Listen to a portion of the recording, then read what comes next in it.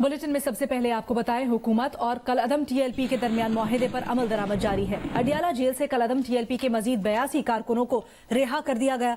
गुज़श्ता रोज से अब तक सैकड़ों कारकुनों को रिहा किया जा चुका है।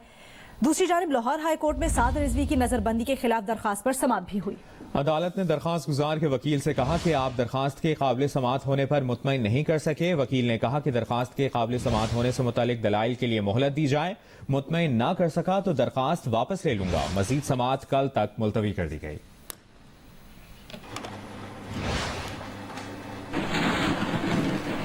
मुस्लिम लीग नून ने टीएलपी से मुआहिदा फौरी अवाम और पार्लियामान के सामने लाने का मुतालबा कर दिया। तर्जुमान नून लीग मरियम औरंगजेब ने कहा है कि छुप छुपा कर पिछले दरवाजों से मुआहिदे कौमी सलामती के लिए खतरा और अवाम से धोखा है। मजीद कहा, पुलिस अवाम के लिए पहली लाइन ऑफ डिफेंस है। 4 दिन हुकूमत की जबान दराजी और मुतजाद बयानात की वजह से ये खमियाजा भुगतना पड़ा।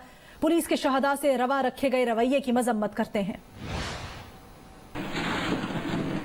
जो भी पाकिस्तान तहरीक इंसाफ, हुकूमत पाकिस्तान, रियासत पाकिस्तान का मुआहिदा है टीएलपी के साथ, वो किसने किसके साथ किया है, उसके क्या शराइत हैं, उसकी क्या डिटेल्स हैं, वो तमाम चीज़ें पाकिस्तान की आवाम के सामने और पार्लियामान के अंदर पब्लिक होनी चाहिए। उन शोहदा की जो पुलिस अफसरान हैं जिन्होंने शहादत नोश फरमाई, और मैं उनकी शहादत और उनके जिस तरह का रवैया रखा गया मैं उसकी भी मजम्मत करती हूँ। फर्स्ट लाइन ऑफ डिफेंस है पाकिस्तान की आवाम के लिए, और वो सिर्फ आवाम की जो हुकूमत है उसकी ज़बान दराजी की वजह से जो 4 दिन मुतजाद अल्फाज और मुतजाद बयानात दिए गए उनकी वजह से, और ये खमियाजा पाकिस्तान की आवाम ने भुगता। ये छुप छुपा के पिछले दरवाजे, चोर दरवाजे में इस तरह के मुआहदे जो हैं वो पाकिस्तान की कौमी सलामती को खतरा है। गुजरात में दरियाए चनाब के पुल पर 12 रोज से रुकावटें हैं और कंटेनर लगे हुए हैं। रुकावटें अभी तक हटाई नहीं गई। मजीद बता रहे हैं गुजरात से जियो न्यूज के नुमाइंदे राजा रियाज अहमद रासिख। मैं इस वक्त जीटी रोड पर दरिया चनाब के पुल पर मौजूद हूँ। आप देख सकते हैं कि रुकावटें उसी तरह मौजूद हैं। आज 12 रोज गुजरने के बावजूद ये रास्ते नहीं खोले गए, जिससे लोगों के लिए परेशानी का सामना है। सिर्फ मोटरसाइकिल गुजरने की हद तक जो है वो गुजर रही है ट्रैफिक। बाकी जो ट्रैफिक है वो हेड खान की और हेड कादराबाद और शहबाजपुर पुल से होके गुजरती है। और शहर की जहाँ सूरत हाल है वहाँ पे महंगाई ने तूफान ले आया है, क्योंकि उनका सारा सामान जो है वो मुख्तलिफ कंटेनर में मौजूद है, और वहाँ से जो अगर हेड खानकी की तरफ से आते हैं तो जो है उसकी किराया ज़्यादा पड़ता है, जिसकी वजह से शहर में महंगाई का तूफान आ चुका है। विफाकी वजीर इत्तलात फवाद चौधरी ने कहा है कि सुन्नी तहरीक कलअदम तहरीक लब्बैक से भी ज्यादा पुरतशद्दुद थी, मगर खत्म हो गई। कलअदम टीएलपी का उससे भी जल्द खात्मा हो जाएगा। सोशल मीडिया पर बयान में फवाद चौधरी ने कहा कि मजहबी इंतहा पसंद ग्रुप्स के पास हुजूम को तशद्दुद के लिए इस्तेमाल करने की सलाहियत तो होती है, लेकिन सियासी मैदान में उनका किरदार हमेशा बहुत महदूद होता है। फवाद चौधरी का कहना था कि टीएलपी के साथ इत्तेहाद करने का मतलब दुनिया में पाकिस्तान को तन्हा करना होगा।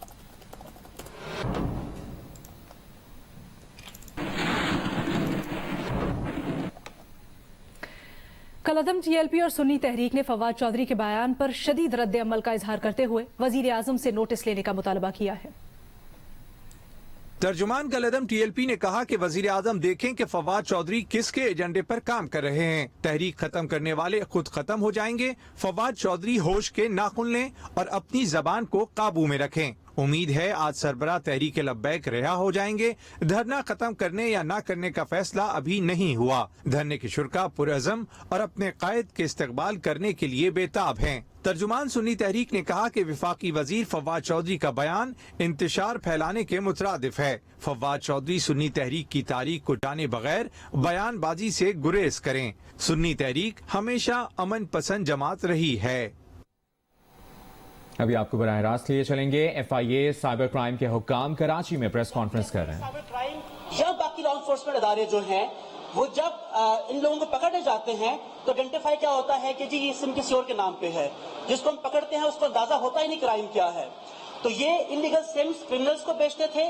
फिर साथ ही साथ एक तरीका और इन्होंने इनिशिएट किया हुआ था, वो ये था कि इन सिम्स के अगेंस्ट व्हाट्सएप नंबर को एक्टिवेट करते थे और उन व्हाट्सएप नंबर्स को क्रिमिनल को बेचते थे, और साथ ही उस सिम को ये लोग डिस्ट्रॉय कर देते थे। तो अब चूंकि व्हाट्सएप एक्टिवेट हो चुका है, अब क्रिमिनल की मर्जी है कि वो जहां मर्जी उसको इस्तेमाल करे। एक्सटॉर्शन करे, किडनैपिंग फॉर रैंसम करे, हरासमेंट करे, फाइनेंशियल फ्रॉड करे, या आपकी लॉ एनफोर्समेंट एजेंसीज को बदनाम करे, या आर्मी के खिलाफ ट्रेंड चलाए, तो ये सब इस चीजों में इस्तेमाल हो रहा था।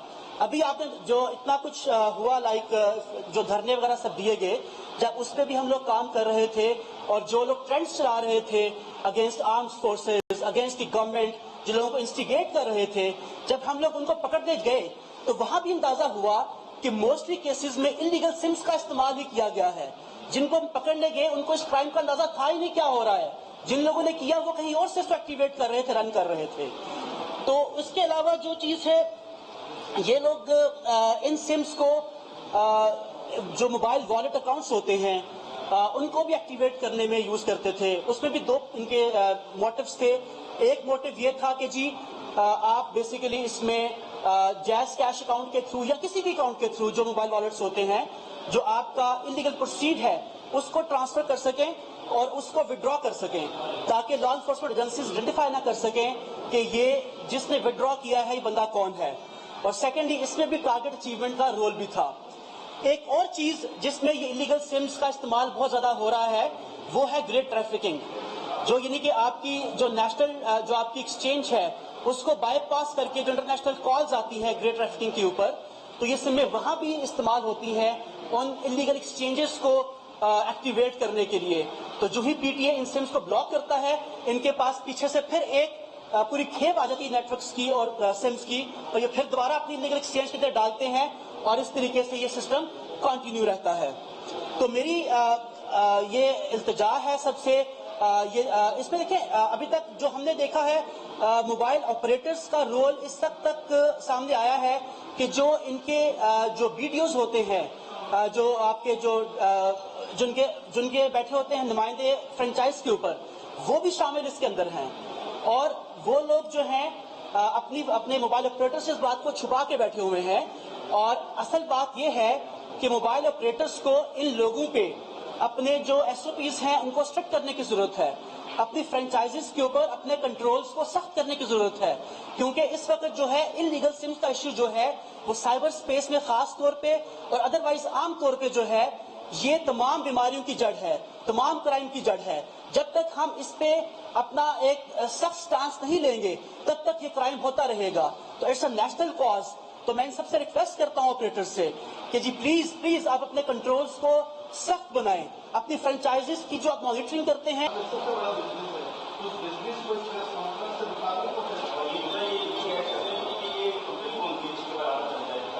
ये भी देखिए हम इन्वेस्टिगेट चीजों को कर रहे हैं। अभी कंपनी का नाम सामने लेके आना मुनासिब नहीं है। मैं लेटर ऑन स्टेज को जो है उस पर मैं इसको सामने लेके आऊंगा।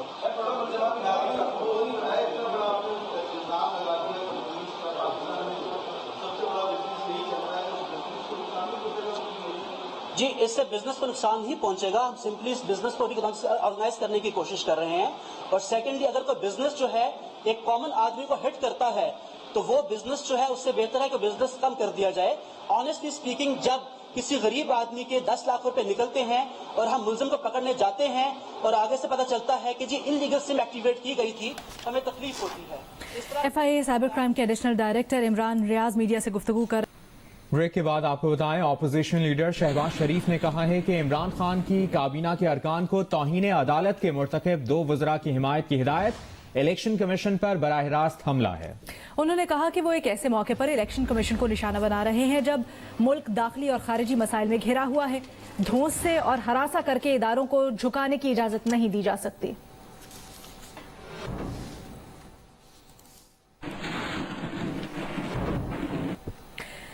ज़राए दावा करते हैं कि नए चेयरमैन नैब की तैनाती के लिए मुशावरती अमल आइंदा हफ्ते शुरू करने का इम्कान है।